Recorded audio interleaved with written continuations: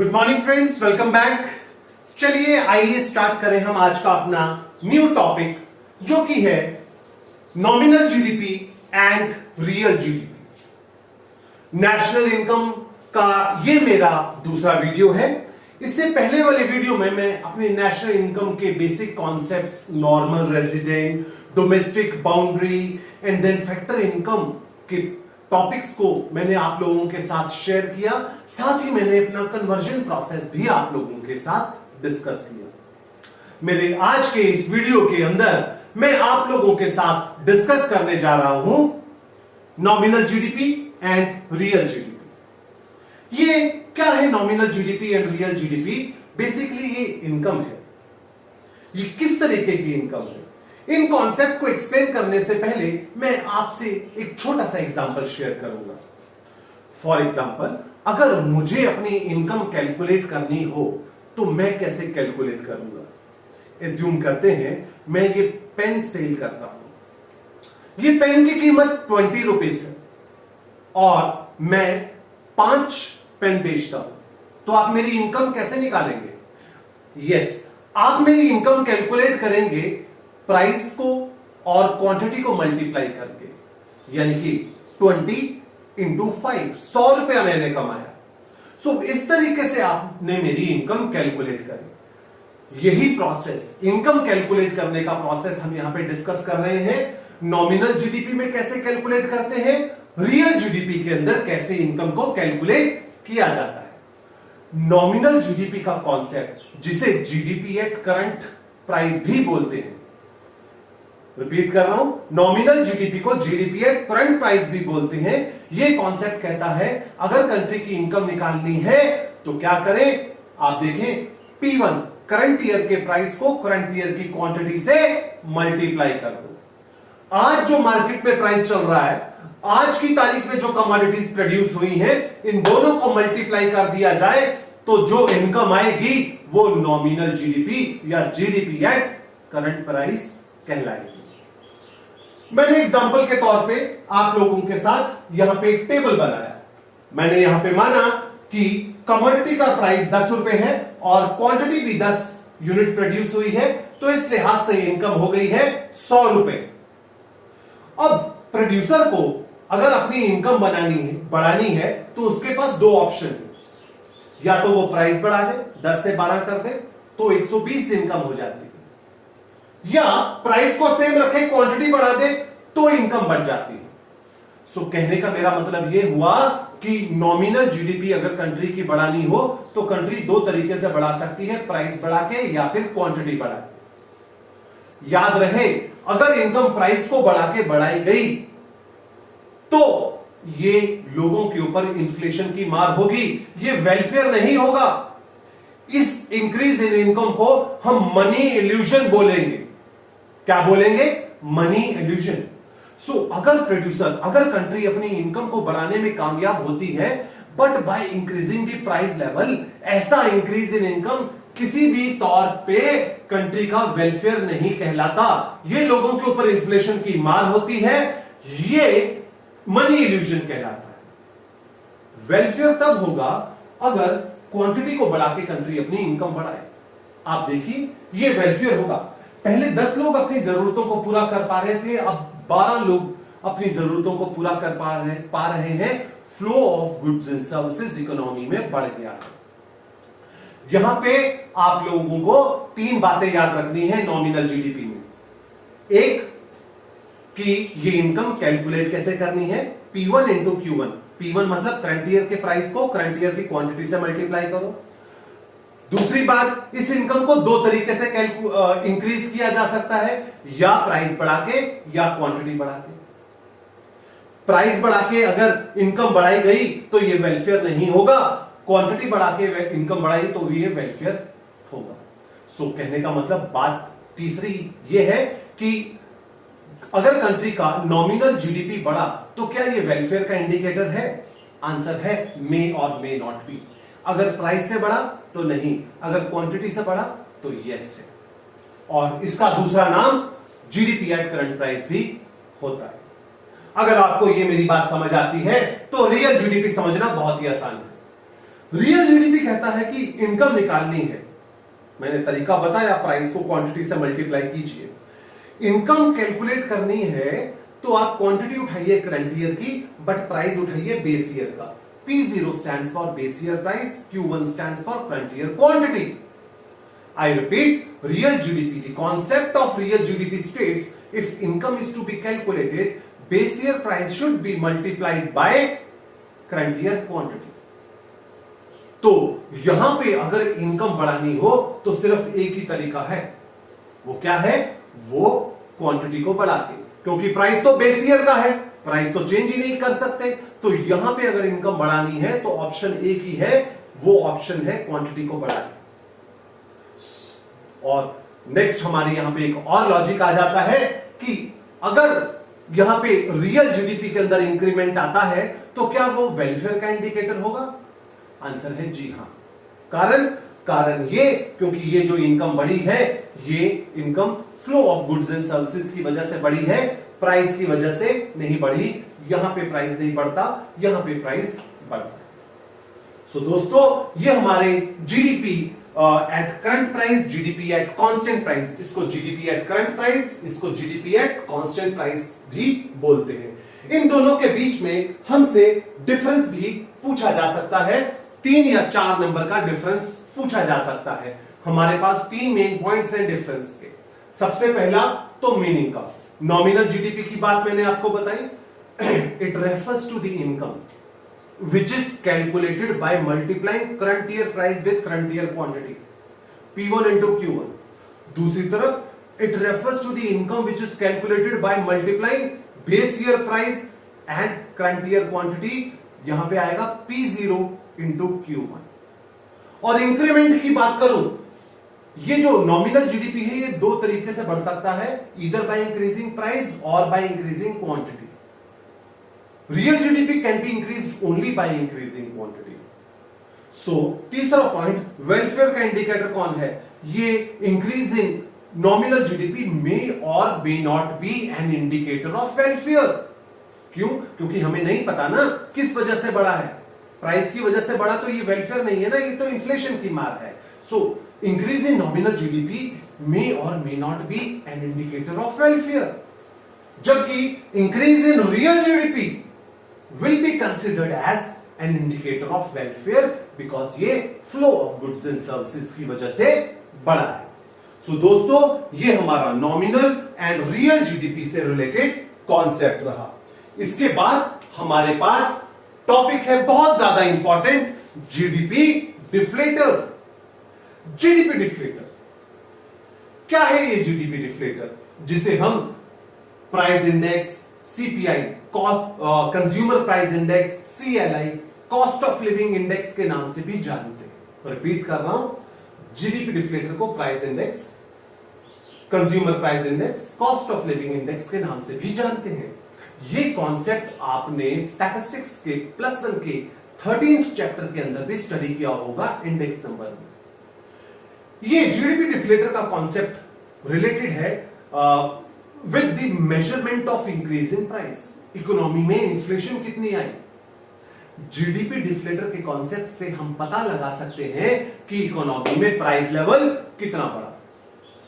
दोस्तों, फॉर्मूला जो यहां पे यूज होना है ये पता लगाने के लिए कितना प्राइस लेवल बढ़ा, हमारा फॉर्मूला रहेगा GDP deflator is equal to nominal GDP over real GDP into 100। Repeat कर रहा हूं, जीडीपी डिफ्लेटर का फॉर्मूला होगा nominal GDP divided by real GDP into 100। आपको नॉमिनल जीडीपी दिया है, आपको रियल जीडीपी दिया है, फॉर्मूला में पुट किया, आंसर आ गया। अब क्या कंक्लूजन निकालेंगे देखें। अगर तो, बड़े ध्यान देना है आपने, अगर तो आंसर आपका 100 से ऊपर आए, जितना भी 100 से ऊपर है उतना ही इन्फ्लेशन है। से फॉर एग्जांपल अगर 110 आंसर आया तो 10% इन्फ्लेशन, 125 आंसर आया तो 25% इन्फ्लेशन, 130% आंसर आया तो 30% इन्फ्लेशन, 100 तो नो चेंज इन प्राइस। 100 से नीचे है, 90 आ गया तो मतलब there is fall in price by 10%। अगर आंसर 85 आया तो there is fall in price by 15%। 100 से नीचे जितना भी होगा उतना परसेंट प्राइस फॉल हुआ, 100 से ऊपर जितना होगा उतना परसेंट प्राइस राइज हुआ। अगर आंसर एग्जैक्टली 100 आ गया तो मतलब there is no change in price. I hope आप इस बात को समझे होंगे। जीडीपी डिफ्लेटर का जो कॉन्सेप्ट है वो हम लोग यूज करते हैं इन्फ्लेशन के रेट को मेजर करने के लिए। सिंपल सा फॉर्मूला लगाएंगे, nominal GDP over real GDP. अगर नॉमिनल जीडीपी और रियल जीडीपी दिया है तो ठीक है, नहीं तो नॉमिनल जीडीपी का फॉर्मूला क्या बताया था, P1 इंटू Q1, और इसका फॉर्मूला P0 इंटू Q1 करके ये निकाला जा सकता है। अच्छा, कुछ इन कॉन्सेप्ट के अंडरस्टैंडिंग से रिलेटेड हम चीजें देख लेते हैं। ये हमें क्वेश्चन दिया हुआ है, ये हमें क्वेश्चन दिया है कि 2018 बेस ईयर का प्राइस दिया है फॉर 4 डिफरेंट कमोडिटीज, देन हमें करंट ईयर की क्वांटिटी दी हुई है और करंट ईयर का प्राइस दिया है, और बोला जा रहा है जीडीपी डिफ्लेटर बताओ और इन्फ्लेशन बताओ। अब आप देखिए हमने सॉल्यूशन किस तरीके से किया, हमें बेस ईयर का प्राइस, करंट ईयर की क्वांटिटी, करंट ईयर का प्राइस तो दिया ही हुआ था। एनजीडीपी नॉमिनल जीडीपी है। नॉमिनल जीडीपी का फॉर्मूला मैंने लगाया P1 into Q1, this is P1, this is Q1। 3 into 5 15, 6 into 10 60, 9 into 15 135, 12 into 20 240। इन सबको सम किया, मेरा टोटल नॉमिनल जीडीपी आ गया। फिर लास्ट वाला कॉलम रियल जीडीपी का फॉर्मूला क्या लगता है, P0 इंटू Q1, P0 ये रहा, Q1 ये रहा। 2 इंटू 5 10, 4 इंटू 10 40, 6 इंटू 15 90, 8 इंटू 20 160, और इन सभी वैल्यूज का सम किया तो 300 आ गया। सो nominal GDP and real GDP आप लोगों के पास आ गया। अब जीडीपी डिफ्लेटर का फॉर्मूला है nominal GDP over real GDP into 100, nominal over real into 100। Nominal 450 है, रियल 300, डिवाइड करके मल्टीप्लाई किया तो 150। इसका मतलब 150 100 से ऊपर कितना है, 50% इन्फ्लेशन आया। जीडीपी डिफ्लेटर तो हमारा 150 है, 100 से ऊपर जितना आता है उतना हमारी इन्फ्लेशन होती है, 50% इन्फ्लेशन आई है इस एग्जांपल के हिसाब से। समझ रहे हैं आप? ऐसा ही मैं आपके साथ एक और एग्जांपल शेयर करता हूं, देखिएगा। ये क्वेश्चन देखिए, साथ के साथ सॉल्यूशन भी बता देता हूं, क्वेश्चन भी बता देता हूं। क्वेश्चन में लिखा है कि इकोनॉमी में एक ही कमोडिटी प्रोड्यूस हो रही है और इस कमोडिटी का प्राइस 100 रुपए था 2015 में और 2016 में 110 रुपए हो गया। इसकी क्वांटिटी 2015 में तो 200 यूनिट प्रोड्यूस हुई और 2016 में 220 यूनिट प्रोड्यूस हुई। तो हमने बताना है नॉमिनल जीडीपी और रियल जीडीपी में कितना परसेंट चेंज आया। नॉमिनल जीडीपी रियल जीडीपी निकालना नहीं है, नॉमिनल जीडीपी और रियल जीडीपी का परसेंटेज चेंज इन बताना है, यानी कि एक स्टेप और आगे जाना है। और यहां पे कहा गया 2015 को बेस ईयर माना जाए। हमने कहा ठीक है। गिवन सिचुएशन, जो गिवन सिनेरियो है उसको टेबुलर फॉर्म में हमने एक बार कन्वर्ट किया। हमें 2 ईयर दिए हुए 2015 2016। 2015 में कमोडिटी का प्राइस 100 रुपए लिखा हुआ है और 2016 में 110 हो गया। क्वांटिटी 2015 में 200 यूनिट प्रोड्यूस हुई और 2016 में 220 यूनिट प्रोड्यूस हुई। ये first, second and third column तो गिवन थे, हमने इंटरप्रिटेशन करके इसकी टेबुलर फॉर्म में कन्वर्ट किया। अब सॉल्यूशन की तरफ आए, नॉमिनल जीडीपी निकालो। Nominal GDP P1 into Q1, तो नॉमिनल जीडीपी 100 इंटू 200, ये 20,000 आ गया फॉर 2015। फॉर 2016 110 इंटू 220, 24,200 आ गया। ये मैंने नॉमिनल जीडीपी का वैल्यू निकाल ली फॉर बोथ द ईयर्स। अब रियल जीडीपी पे चलते हैं। रियल जीडीपी कैसे निकाला? रियल जीडीपी के लिए फॉर्मूला लगा current year quantity base year price. 2015 के लिए करंट ईयर 2015 ही है, यानी कि अब यहां पे क्वांटिटी ली गई दिस, और प्राइस बेस ईयर का लेना है। बेस ईयर कौन सा? 2015, तो ये ही है। 200 इंटू 100 20,000। नाउ 2016 के लिए रियल जीडीपी निकालेंगे। Current year quantity this, base year price, base year 2015 है, तो इन दोनों को मल्टीप्लाई किया, 220 इंटू 100 22,000। अब जब ये वैल्यूज हमारे पास आ गई, नॉमिनल जीडीपी आ गया, रियल जीडीपी आ गया। अब बताना है परसेंटेज चेंज कितना आया। परसेंटेज चेंज के लिए फॉर्मूला होता है new minus old divided by old into 100। Repeat कर रहा हूं, अगर आपको कभी भी परसेंटेज निकालना है कितना चेंज आया, तो फॉर्मूला लगता है this is new minus old divided by old into 100, ऐसे करके परसेंटेज आ जाता है। So percentage change in nominal GDP, new GDP minus old GDP divided by old GDP ये है इनटू 100। ऐसा आपने वैल्यू सब्स्टिट्यूट करी तो मेरे पास 21% आ गया। सिमिलर सिनेरियो मैंने वहां पे पुट किया, nu real GDP minus old real GDP divided by old real GDP into 100। Value substitute करी तो उसके हिसाब से 10% आंसर आ गया। सो यहां पे नॉमिनल जीडीपी में चेंज आया 21%, रियल जीडीपी में चेंज आया 10%। इस तरह के क्वेश्चंस हमें आ सकते हैं।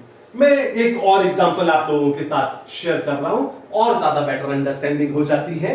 ये देखिए क्वेश्चन आपके सामने मैंने ओपन किया। क्वेश्चन में क्या लिखा है, real gross domestic product is better indicator of economic growth than nominal gross domestic product. Do you agree with the given statement? Support your answer with suitable numerical example.